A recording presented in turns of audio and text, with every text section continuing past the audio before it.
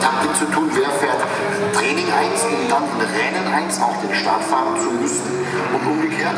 Also jetzt Fahrer 1 und da hat man sich schon gestern vor dem freien Training entscheiden müssen, informationell. Der wird sich jetzt ein bisschen im Auge schütteln, ein bisschen in den Sitzplätzen zurechtfinden, Zähne zusammenbeißen und alles, was man noch zusammenpressen kann. Und dann wird er versuchen, den Aston Martin dort entsprechend nach vorne zu fahren. Aber es ist natürlich sicherlich die ersten 1, 2, 3 Ecken nach so einem Abflug in Turn 1 schon eine gewisse Überwindung, da auch entsprechend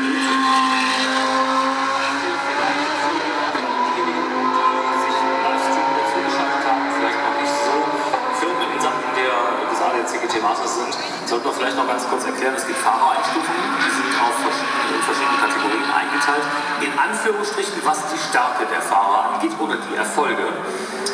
So hat man oder sind die Fahrer halt eingestuft in Bronze, Silber, Gold und Platin. Wolfgang Petri lässt grüßen.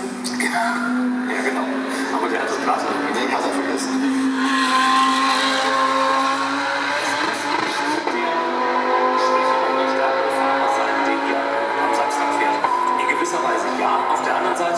Erstmal abhängig von der Fahrerkonstellation und da wird am Samstag derjenige das Qualifying und den Start fahren, der schwächer eingestuft ist. Und bei gleicher Einstufung, da ist dann eben halt teamabhängig, die sagen dann, okay, dann fährst du den Turn, du fährst den Turn. Und wenn wir ganz kurz einen ganz schnellen Vergleich noch hin zur ADAC GT4 Germany machen, da gibt es teilweise bei den Fahrern wirklich gravierende Unterschiede. Da reden wir von 2, 2,5, 3 Sekunden, dass da ein Gentleman-Driver auf dem Auto sitzt und ein Profi. Und das allerdings haben wir hier im Prinzip nicht, denn hier tummeln sich nur Vollblut-Rennfahrer und Profis, die dann natürlich entsprechend alle Gas geben. Und wir haben wir schon so oft und seit vielen Jahren gehört. Du brauchst natürlich entsprechend das perfekte Setup und mit einem GT3 schnell zu sein, aber du brauchst vor allen Dingen auch das nötige Glück und eine freie Runde. Und wir haben natürlich jedes Mal pickepacke voll die Starterfelder, super schön.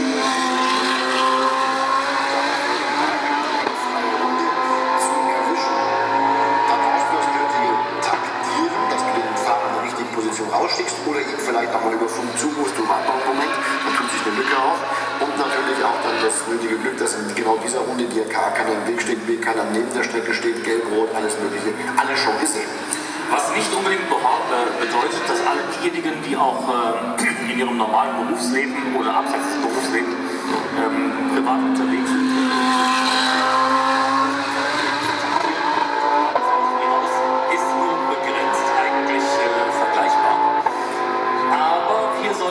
dann vielleicht auch mal, oh, ich habe gerade so ein ganz kleines bisschen Hoffnung, dass wir jetzt gleich, neben der Tatsache, dass du dich gerade bewegt hast und hier beinahe den Sittich gemacht hättest, wir vielleicht dann auch tatsächlich hier oben bewegte Bilder bekommen.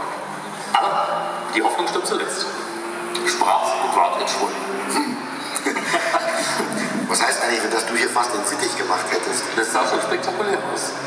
Fast so, als hättest du Flügel bekommen. Ach so, daher der Sittich. Naja, ich bewege mich teilweise ganz selten gleich.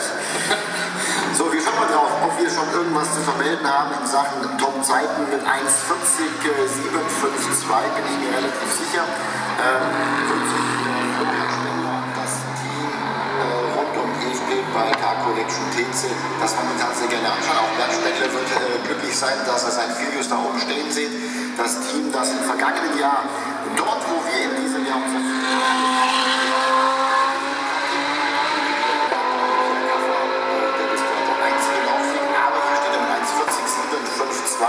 im Moment an der Spitze, aber wir sind ja gestern in den freien Trainingssitzungen schon 1,39 gefahren und ich glaube gestern ein Auto mit 1,38 der Rundenzeit im zweiten Freitag. Also da muss noch viel passieren, auch bei Florian Spengler, wenn du da vorne mit dabei sein möchtest. Eine 1,47 reicht dort sicher nicht.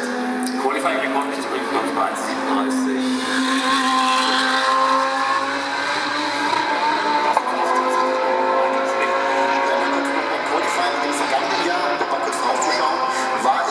Am Qualifying 1 Mathieu Jaminet und Robert Renauer, die späteren Meister im Prequel Herbert Motorsport Porsche. Da war es übrigens eine 1,38,4, die dort gereicht hat. Und beim zweiten Qualifying, da gab es aber dann diese Mischbedingungen, die dann letztendlich immer trockener wurden, da die 1,41.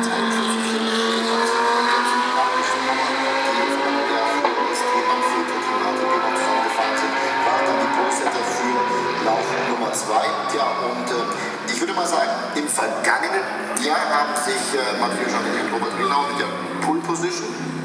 Sicherlich ein Stück den Weg geebnet mit Platz 2 dann im Samstagsrennen, um dann letztendlich Meister zu werden. Am Ende waren sie es mit einem Punkt denkbar knappe Entscheidung auch im vergangenen Jahr der CGT Masters mit den amtierenden Meistern, mit der Startnummer 1, bei denen eigentlich in diesem Jahr das sehr, sehr gut angefangen hat. Sie sind auch als Tabellenführer vom Saisonauftakt noch schon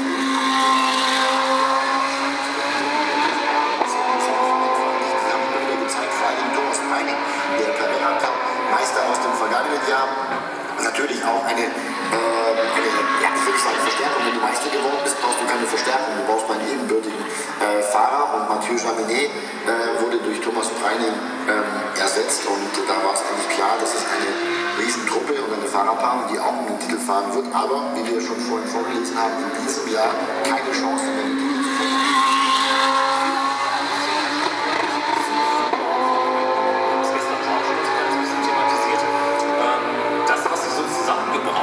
Zum Saisonanfang und mit diversen Verschiebungen der Fahrer teamintern. Man denke zum Beispiel, dass erst kurz vor dem Saisonauftakt Christian Engelhardt mit Mirko Bortolotti bestätigt wurde. Bis dahin hieß es dann Engelhardt und Inreichen, ein alteingesessenes Duo sozusagen, fährt da gemeinschaftlich. Das vielleicht tatsächlich auch einfach zu viele dabei.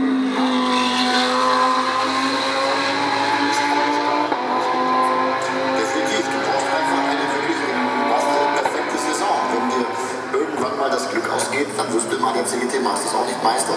Punkt aus, Feierabend. So ist es seit vielen Jahren, und du hast es ja gestern schon thematisiert. Es gab bis dato, und wir hatten die erste ADAC CGT Masters Saison in 2007, der in diesem Jahr wieder mit von der Partie ist oder immer noch oder wie auch immer, aber es gab nie eine Meisterschaft, die wirklich vorzeitig entschieden war. Als du es noch alleine gemacht hast, gab es eine Saison.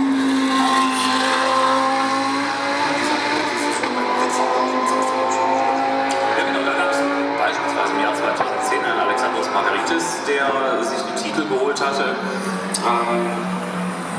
Das war an einem Samstag. Es war dann auch Kelvin van der Linde und René Rast, die sich den Samstag, bereits schon samstags den Titel gesichert hatten hier. Aber auch das war eher tendenziell die Ausnahme.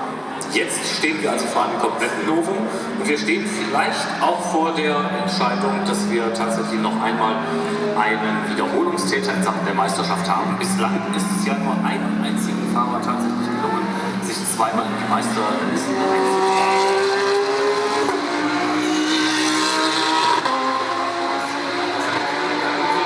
Unterwegs ist die ja schon gemeinschaftlich in Sachsen Mercedes-Meister geworden sind im Jahr 2015. Und jetzt ist es also durchaus optional gegeben, dass wir einen weiteren Piloten zu zweit haben.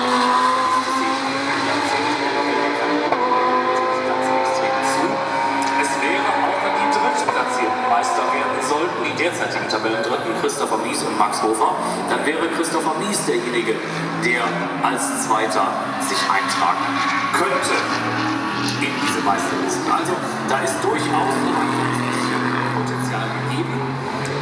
Unsere Hoffnung, wie gesagt, ist einfach die Tatsache, dass wir vielleicht doch nicht mit einer Entscheidung hier aus Nordrhein abreißen. Das wird die Mannschaft von Fabio Blitz verraten.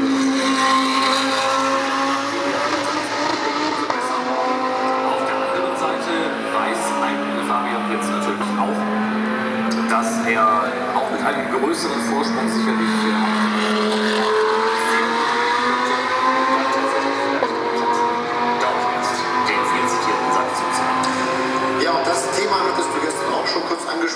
wir haben ja schon ein bisschen Angst vor der Tatsache, wenn bei HCB Rotronic die Meisterschaft gefeiert werden könnte.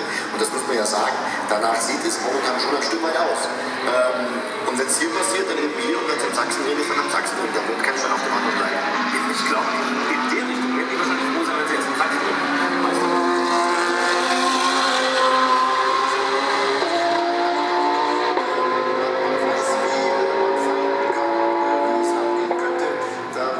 und da wird sich ja Fabian Blitz entsprechend nicht lumpen lassen und sich entsprechend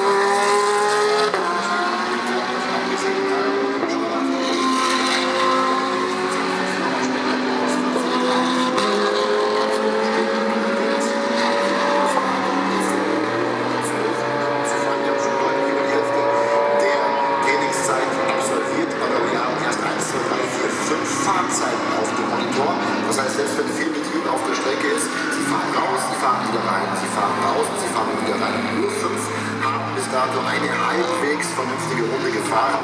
Florian Spengler ist einer davon, dem aber übrigens auch unter anderem schon eingesetzt.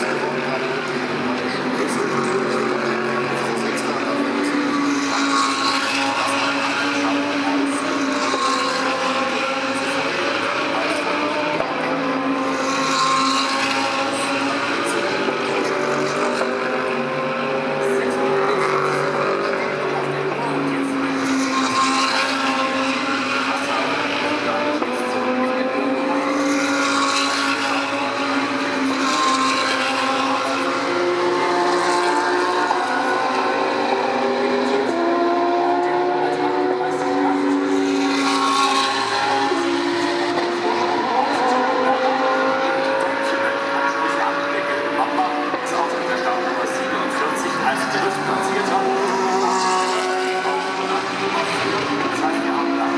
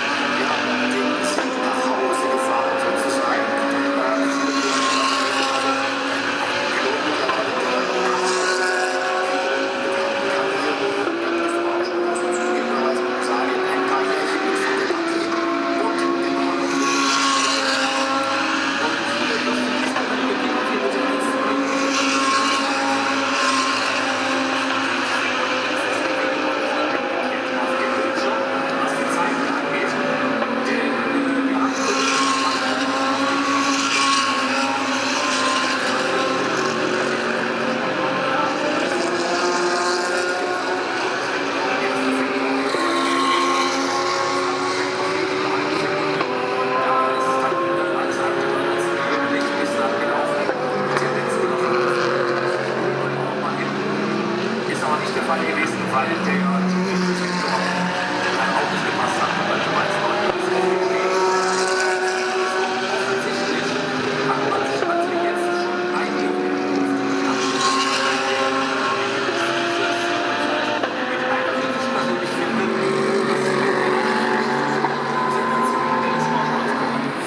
Definitiv, wobei wir Dennis Marshall in diesem Jahr schon einmal in den Top 10 gesehen haben, mit Jahr Qualifying. Da war er wirklich auch extrem David ist der Markenpokal sein Vater Thomas Marshall natürlich gleich schon, und zwar mit Recht, den ersten Weißwein öffnen, den er natürlich dann nur den eröffneten Rotwein, weil der muss ja atmen, der muss jetzt sich um den Abend dann trinken zu können. Nein, aber 1,8.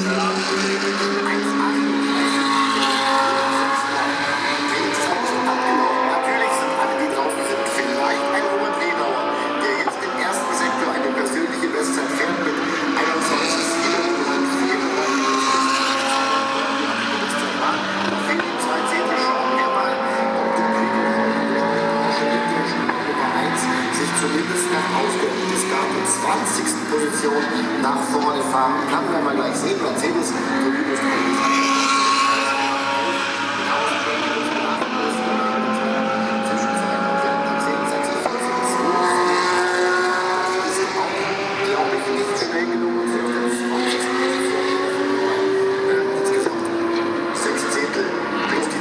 fehlen 8 Zehntel und im Moment hat er einen Rückstand von 0,788 Sekunden. Übrigens 24 Autos in einer Sekunde. Ja, das ist normal beim ADAC GT Masters. Mittlerweile wirklich normal geworden.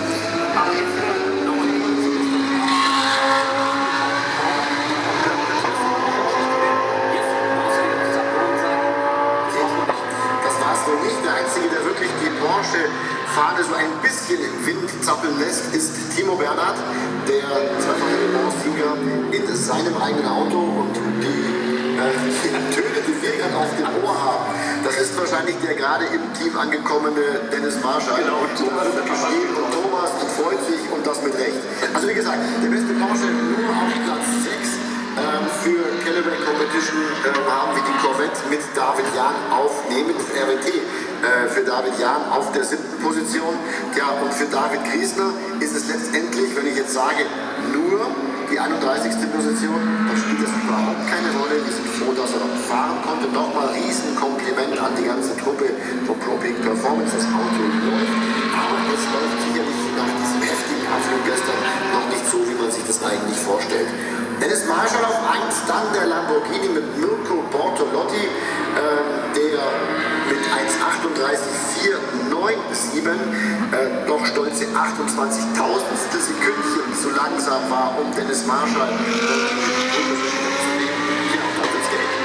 Dann wird es gelb und es sind dann auch hier nur 26.000 Sekündchen mit Indy Donche und Maxi Götz in der 3. Position. Und die Tabellenführer, ja, sie stehen absolut genau im Plan, genau im Soll, stehen genau da, wo sie hinwollen. 2. Startreihe, 4. Position, Patrick Niederhauser, Kelvin van der Linde, HC Verotronic auf Nummer 4. Und eventuell ist das ein Novum am heutigen Tag. Du musst schauen bis zur 14. Position des Gelbes Höchst in der WKK Mobile Racing in Mercedes. Ansonsten alle davor haben weniger als eine Zehntel Abstand auf den Vorausfahrenden. Wir reden hier überall nur von Hundertstel oder Tausendstel Sekunden. Zum Beispiel Rolf Ineichen auf 8 in Richtung David Jahn auf die 7. Position, 4.000stel. Und wie gesagt, es ist nirgendwo mehr als ein Zehntel. Sensationell. Ja, absolut. 3. Startreihe, Jimmy Eriksson und Timo Bernhard. Mercedes gegen Porsche heißt die 5. und 6. Position. In der 7. und 8. Position David Jahn und Rolf Ineichen. Und ich glaube, vielleicht kann ich ihn hier einfangen, der Tobi Schimon, den Pulsetter Dennis Marshall. Ja, und ich habe mich hier unwahrscheinlich in die Box geschlichen zu HC Verotronic, Harry Scheiner neben mir, Dennis Marshall und Thomas Marshall, dein Papa, Dennis.